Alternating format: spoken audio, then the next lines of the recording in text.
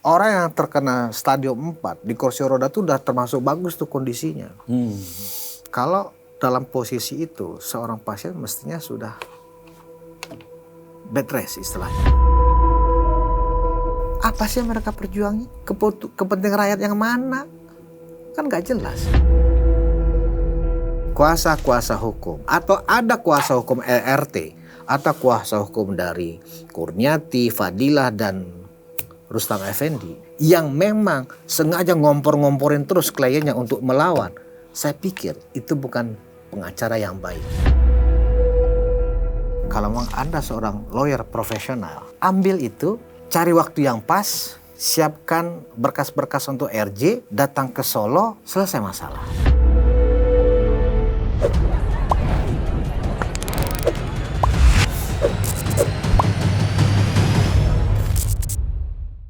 Pemirsa OTT, hari ini kami mengundang, kalau saya manggil Bang Budi, ya Bang Budi, untuk berdiskusi, berbincang-bincang terkait SP3-nya Bang Egy Sujana, ya di kasus dengan Pak Jokowi. Sudah lama sebenarnya mengundang Bang Budi ini untuk membicarakan, bahkan sebelum ada SP3 Egy Sujana, sudah merencanakan untuk memanggil atau menghadirkan Bang Budi ini, karena Bang Budi ini podcastnya di Ruang Konsensus juga getol untuk membicarakan terkait kasus, sebenarnya bukan kasus ijazah palsu ya, tapi kasus pencemaran nama baik Pak Jokowi.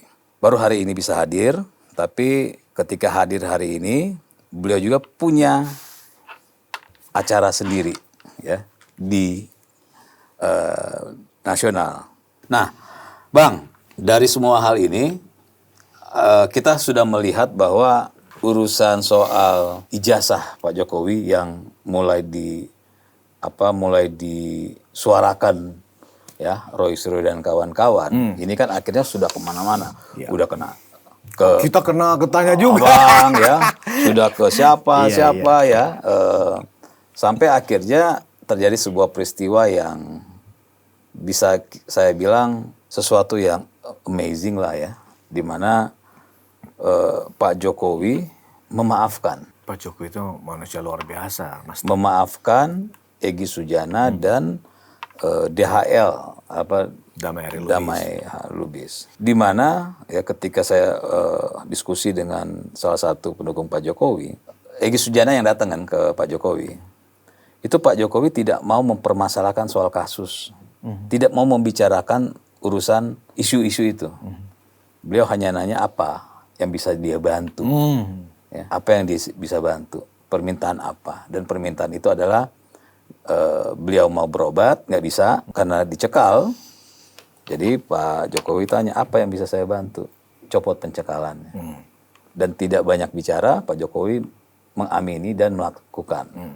Nah ini kan akhirnya menjadi episode baru lagi nih Bang, di mana Egy Sujana dianggap dalam tanda kutip ya, terserah orang mau menganggap tanda kutip atau bukan tanda kutip, ini pengkhianat. Orang lain menganggap Egy pengkhianat. Artinya kelompok Roy dan kawan-kawan. Oh, bisa jadi tanda kutip atau tanpa tanda kutip. Oke.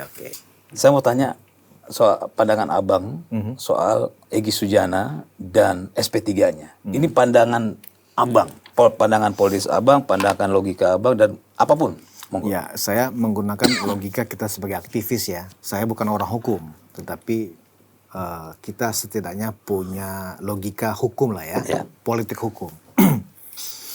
Nah, memang dari berita kedatangan Egy ke Solo ya tanggal 8 Januari hingga kemudian dengan konsep RJ, Restoratif Justice, kelola SP3, itu kan banyak sekali versi, ya kan? Kita mau percaya yang mana? Saya lebih percaya kepada proses hukum yang telah dilakukan oleh penyidik Polda Metro Jaya.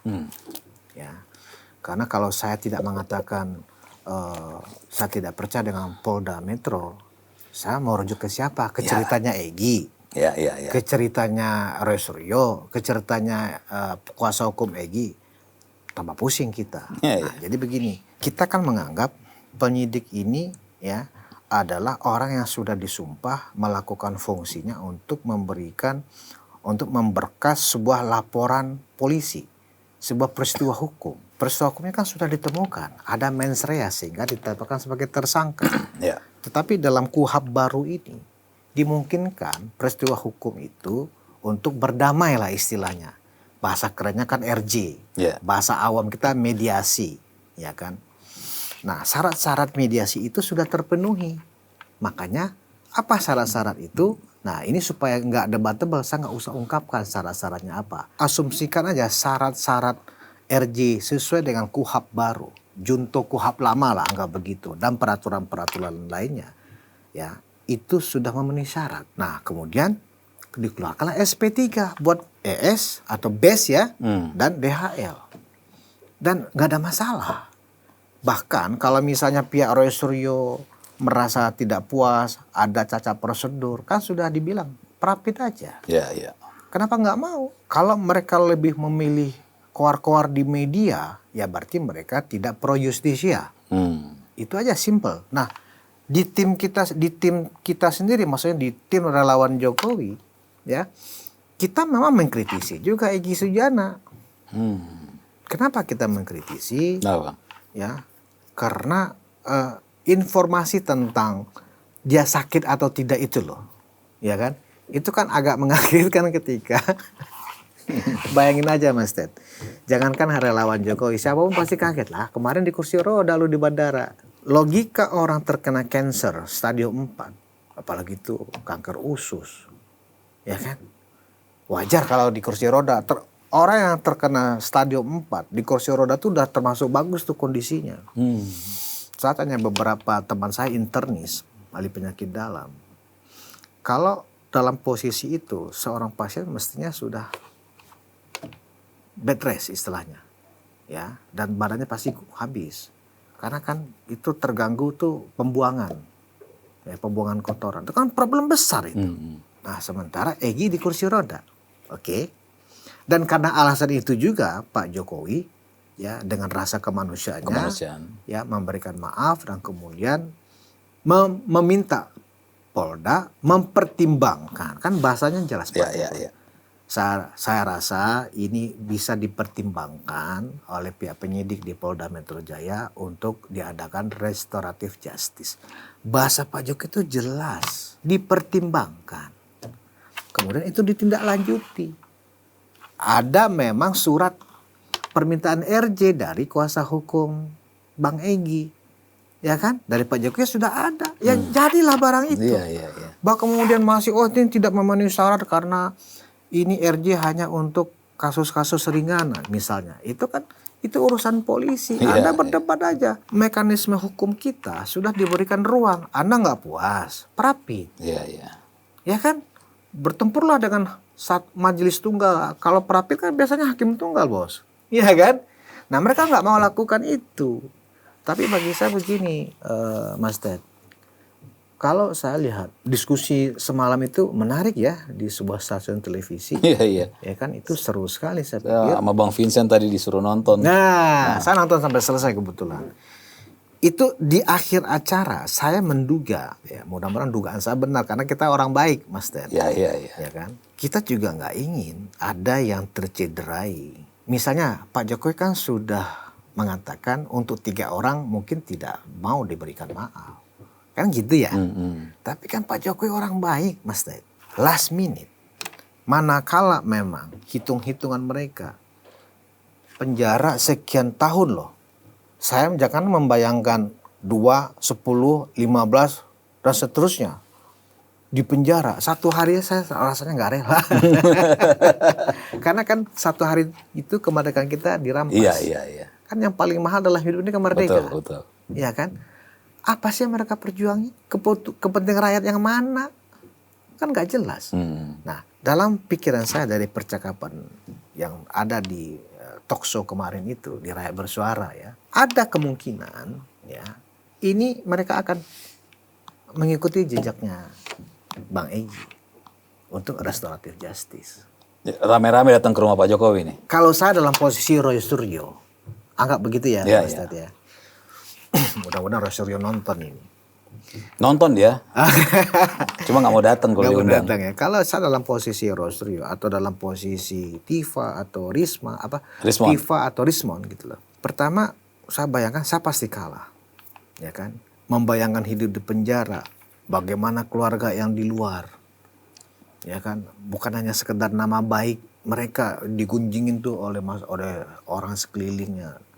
Kemudian juga pasti terlunta-lunta dan membayangkan sesaknya di penjara. Harusnya Rosrio bukannya dia udah pernah di penjara iya. kan, ya gitu loh. Dia pernah merasakan. Bang Egy sendiri aja, ya yang terkenal keras ya kan, gahar, mengatakan, Rismon, kau jangan bilang kau siap masuk penjara. Penjara tuh nggak enak. Kan pernah Egy bilang begitu. Aku sudah ngerasain. Kau jangan sok-sokan. Kayak enak, Mas Ted. Nah, apalagi yang diperjuangkan ini hal-hal yang tidak substansial. Iya. Kebetulan orang yang dia kerjain ini orang baik. Pak Jokowi itu pemaaf. Kalau kalian kan ada bertiga nih, tinggal berenam kan? Ya. 3 di klaster pertama, 3 di klaster 2. RJ itu kan bisa dilakukan di tingkat penyelidikan, penyidikan dan penuntutan. Bahkan di pengadilan pun masih bisa RJ. Ya, tapi kalau sudah benar-benar itu di titik terakhir RJ, saya yakin juga orang juga malas gitu loh. Tapi kalau masih di tahap sekarang nih, di tahap penuntutan kan sudah masuk ke jaksa nih. Walaupun belum P21 ya kan. Tapi anggaplah nanti P21.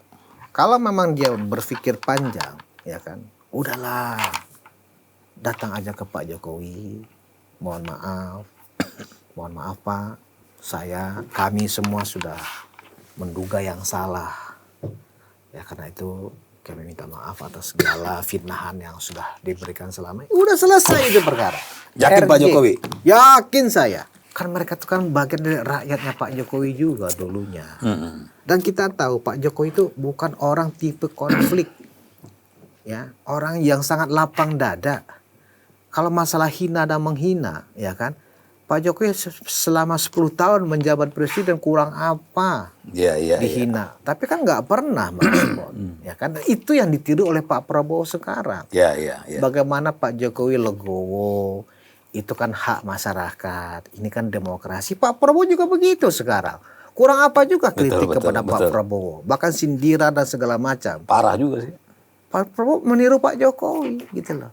Itulah pemimpin yang berjiwa besar, yang mau mendengarkan, nggak seolah-olah orang hebat, orang berkuasa, hukum kan nggak begitu, cetek itu yang begitu. Nah, jadi menurut saya tim hukumnya mereka ini kan sudah mulai ada muncul keretakan.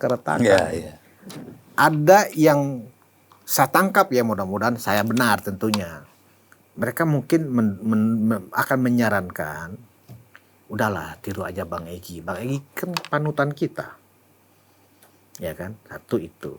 Yang kedua pertimbangannya yang akan disampaikan oleh sejumlah tim hukumnya RRT dan sisanya 3 orang itu. Ya kan? Bayangan hidup di penjara. Yang ketiga nih, ini yang paling penting nih. Itu sudah diingatkan oleh Damai Hari Lubis. Ya. Tugas seorang lawyer ketika menghadapi atau mendampingi kliennya adalah bagaimana kliennya terbebas dari hukuman dengan cara-cara apapun. Dan itu sudah ditunjukkan dengan bagus oleh Eli Danetti. Ya. Itu baru pengacara hebat, bisa membebaskan. Ada celah hukum RJ. Kok kuasa hukum nggak meyakinkan kliennya, ayo Bang kita ambil Bang, ini celah hukum untuk abang bebas.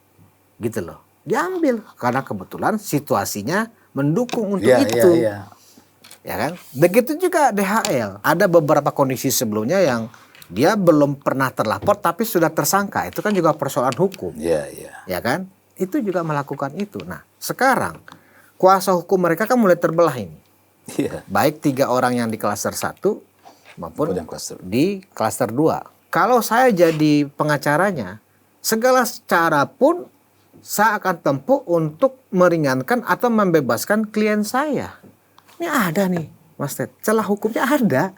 Dan yang pelapor ini orang baik. Itu kan istilahnya apa ya? Sebuah ruang yang ini udah ditaruh mangga di atas meja. Siapa aja boleh makan.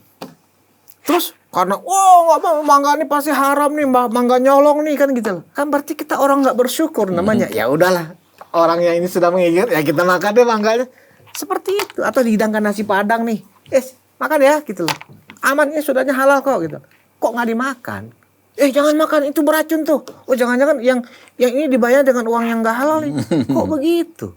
Nah tugas lawyer semestinya entah itu Refli Harun, entah itu Sang Aji dan seterusnya, termasuk juga Kozinudin. Kalau memang mereka kuasa-kuasa hukum atau ada kuasa hukum RT atau kuasa hukum dari Kurniati, Fadilah dan Rustam Effendi yang memang sengaja ngompor-ngomporin terus kliennya untuk melawan, saya pikir itu bukan pengacara yang baik. Dia ingin menjerumuskan kliennya masuk penjara, itu menurut saya itu bukan pengacara yang baik. Ya. Dan seluruh masyarakat kalau beracara, kalau berperkara jangan pakai mereka.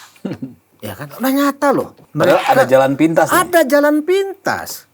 Ya kan? Ada jalan damai. Nanti Roy Suryo boleh saya antar ke sana. Oh, abang bisa ngantar ya? Oh, bisa lah. Oh, Bang Roy. Jadi 6 orang itu, ya kan, saya kan bukan orang terkenal, tapi saya bisa bawa Anda semua ke Pak Jokowi, gitu. Tapi Kenapa? abang udah dikenal banget sekarang. Tapi gini, Mas, kita niatnya Ya. membantu. Ya. Mudah-mudahan jadi amal bagi kita. Ya. Terciptanya suatu perdamaian di antara pihak-pihak yang sedang tidak sepaham. Saya tidak mau bertikai ya. Terlalu sadis kita menggunakan diksi bertikai. Orang yang tidak sedang saling sepaham. Kita pertemukan dan terjadi shake hand. Ya siapa tahu misalnya ada yang terharu menangis. Waduh, bagi saya itu sebuah kebahagiaan. Betul. Gitu loh. Supaya apa? Pemerintah kita ini bisa bekerja lebih keras lagi. Nggak ada lagi hiruk-pikuk seperti ini. Benar. Ya kan? Capek. No perfect man lah, nggak ada orang yang sempurna. Pak Jokowi juga tidak sempurna, tetapi kelebihan-kelebihan Pak Jokowi sebagai seorang pemimpin itu nggak usah kita perdebatkan lagi deh. Logika sederhananya kalau misalnya ijazah Pak Jokowi itu palsu gitu loh, ya. Berarti KPUD, bukan KPUD lah, dari PDIP sebagai user, ya. KPUD Solo, KPUD DKI, KPU RI, itu kena semua. Kena semua, iya. Ya kan?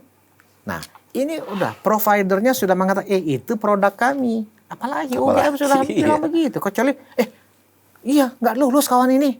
Beda cerita. Iya. Ini kan selevel rektor loh, yang punya integritas yang luar biasa, itu pun dilecehkan. Jadi kan ini sudah menjadi sebuah drama akhirnya. Iya. Sudah melebar kemana-mana.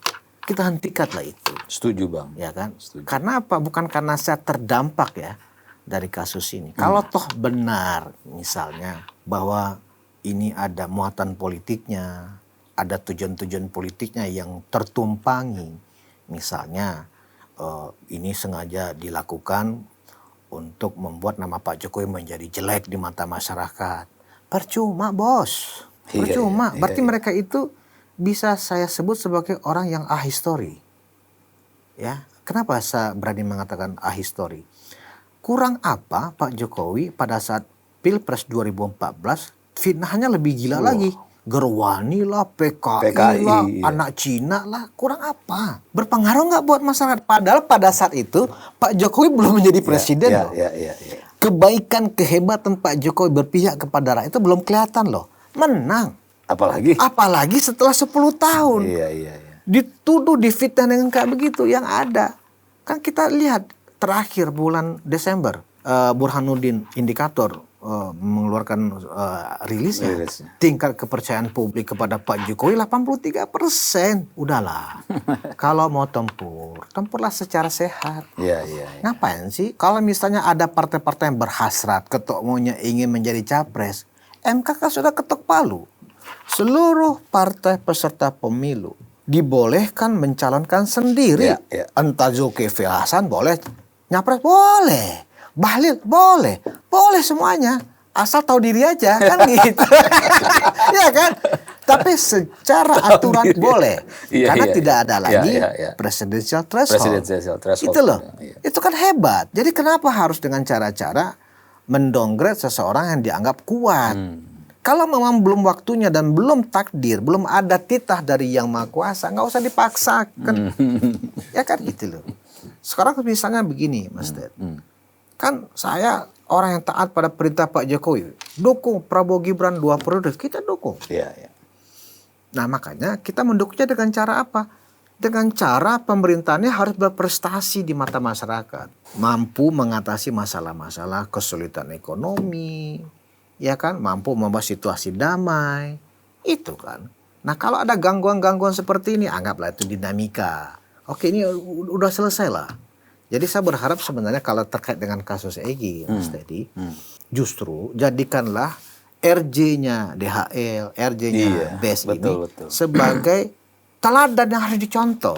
Kan katanya Egy itu panutan mereka.